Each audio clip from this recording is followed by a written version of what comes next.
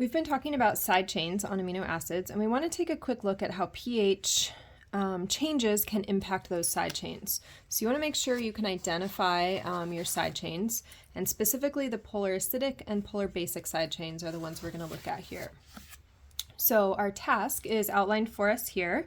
We want to determine if the pH change will add or remove protons to the solution and to the side chain, okay?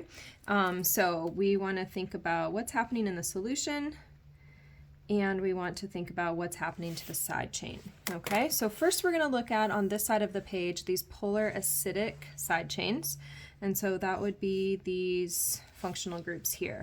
And we're just going to ignore our backbone groups here, so we're really just thinking, hey, what's happening to that side chain, right, that's hanging out into space and maybe interacting with other side chains, okay? So let's think about, at really low pHs, how this side chain would be impacted. So first of all, if we're at low pHs, then we know that that means that we have high concentrations of H+, right?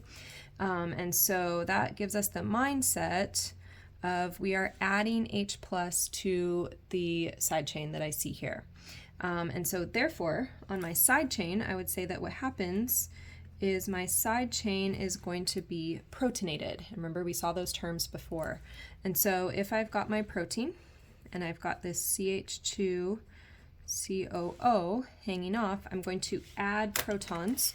So my proton will be added here. So I go from having a charge to no charge, and remember that has significant impacts for what types of intermolecular forces you can participate in.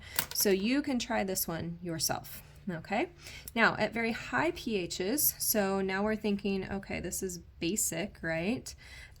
What's going to happen to my solution? So at high pHs, instead of high H+ concentrations, now we have low H+ concentrations, and that means we're adding H+,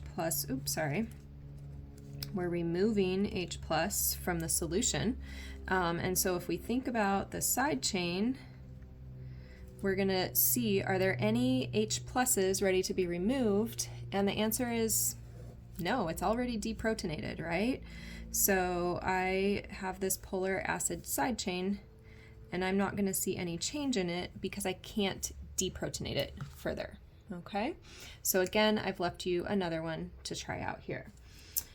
So taking a look at our other scenario then, what's going to happen with my polar basic side chains, okay? So at very low pHs, same situation happening as over here. And again, we're going to ignore this backbone piece, and we're really just focusing in on, hey, what happens in my side chain area? And we're keeping things pretty simple, so we're just going to focus on the amines that are currently protonated, okay? So at very low pHs, same scenario. Our solution has a very high concentration of H+. Remember, that's what those brackets mean. And that means we are adding H+.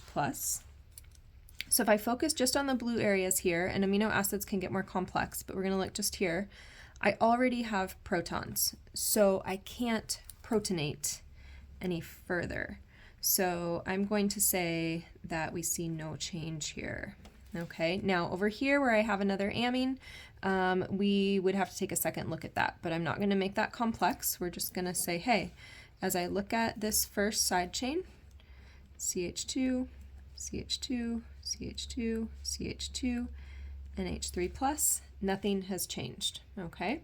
Now, at the other end of the situation though, when we have a really high pH, right, now we're basic, so if we talk about the solution, SOLN is my abbreviation, I have a really low H+ concentration, and like we said over here, that means H+, those protons can be removed. And so if I want to think about what happens to my side chain, okay, anywhere I see a positive, there's a proton that I can pull off. And so if this is my backbone here, I've got CH2s coming down, and then I've got this NH3, which can lose a proton and become NH2, okay? Do you see that difference there? So that NH2 is now in the place of that NH3. And our word for that is that our side chain has become deprotonated or lost a proton. So you can, again, practice with this molecule, be really good at copying, and just focus in on that area where it says NH+.